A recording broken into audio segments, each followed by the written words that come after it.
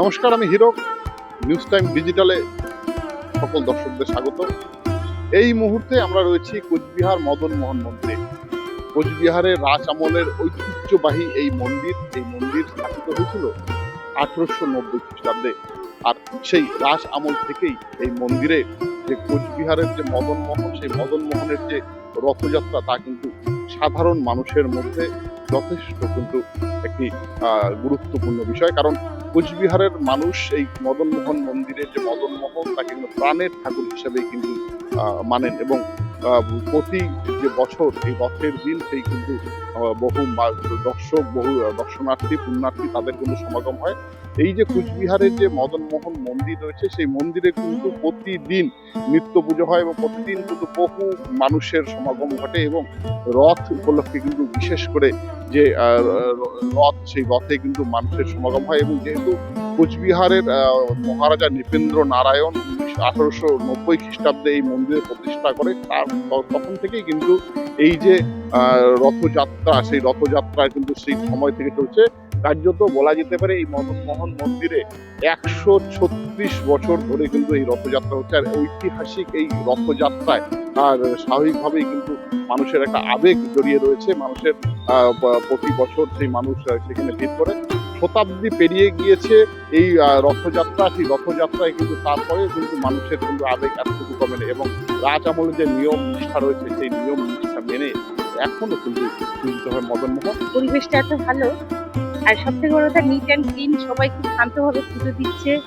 মানে এখানে কোনো রকম মানে ওই যেটা বলে না দালালিয়ে দিয়ে এরকম পুজো দেওয়ার জন্য যেসব সেরকম কোনো ব্যাপার নেই। নিজের মতো সুন্দর করে পুজো দেওয়া গেল। একটা আশ্বাস নিয়ে আমরা ভগবানের কাছে আসা, পুজো দেওয়া, যাতে ভালো হয়, আগামী বছর যাতে আরো ভালো হয়, ওটারই আশা নিয়ে আমাদের ঠাকুরের কাছে আসা। কোচবিহারের যে মদন মোহন বিগ্রহ রয়েছে, মদন মোহন ঠাকুর রয়েছে, সেই মদন মোহন ঠাকুর কিন্তু রথের দিন যখন তিনি ডাঙুড়াই মন্দিরে চলে যাবেন, অর্থাৎ তার মাসির বাড়িতে চলে যাবেন, সেই 7 দিন ধরে কিন্তু মদন মোহন মন্দিরে পূজিত হবে ছোট মদন মোহন। অর্থাৎ এই যে ছোট মদন মোহন, সেই ছোট মদন মোহন কিন্তু বছরের অন্যান্য সময় কিন্তু একদম শয়নে থাকেন। তাকে দর্শন করার মাত্র সেই যে রথযাত্রার যে 7 দিন, সেই 7 দিন সুযোগ পায় সাধারণ তারা দর্শনার্থী তারা। এবং বছরের বাকি সময় কিন্তু তিনি সেই মদন মোহন মন্দিরে শয়নেই থাকেন।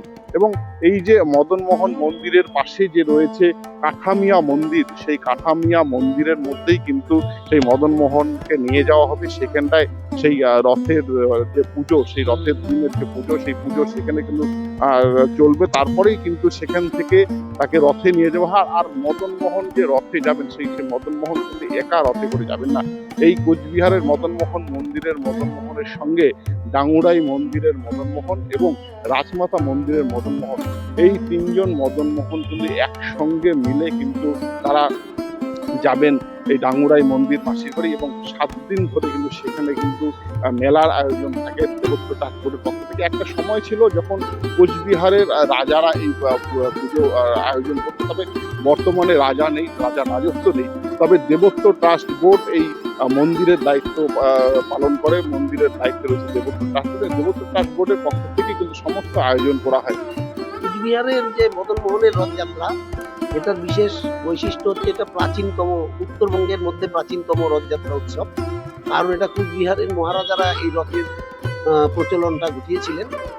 তবে এই মদন মোহন মন্দির থেকে 1890 সন থেকে এখানে এই রথের উদযাপনটা হয়ে আসছে।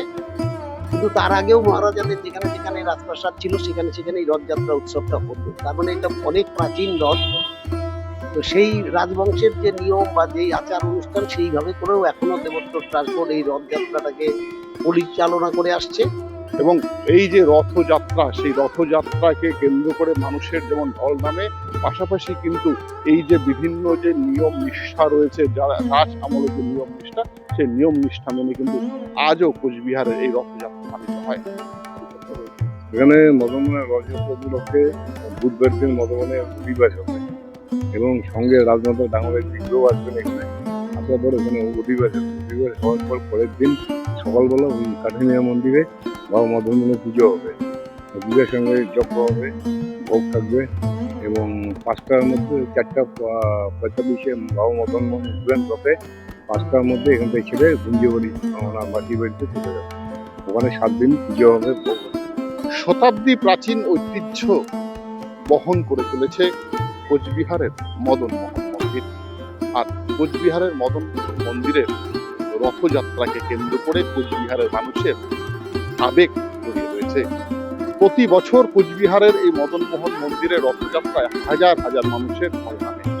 একদিকে রাজ আমলের ঐতিহ্য, অন্যদিকে যে নিয়ম নিষ্ঠার সঙ্গে পুজো হয়, দর্শনার্থীরা পুণ্যার্থীরা ভিড় করে মদন মোহন মন্দিরে। কোচবিহারের এই মদন মোহন মন্দির 1890 খ্রিস্টাব্দে স্থাপন করার পর থেকেই এই যে মদন মোহনের রথযাত্রা, সেই রথযাত্রা হয়ে আসছে। কোচবিহারের মহারাজা নৃপেন্দ্র নারায়ণ তিনি এই মন্দির স্থাপন করেন।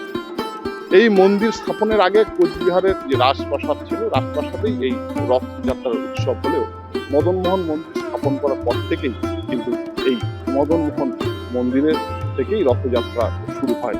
আর সেই রথযাত্রা 136 বছর ধরে চলছে একই নিয়ম একই নিষ্ঠার সঙ্গে। কোচবিহার থেকে হিরো গ্রাই রিপোর্ট, নিউজ টাইম।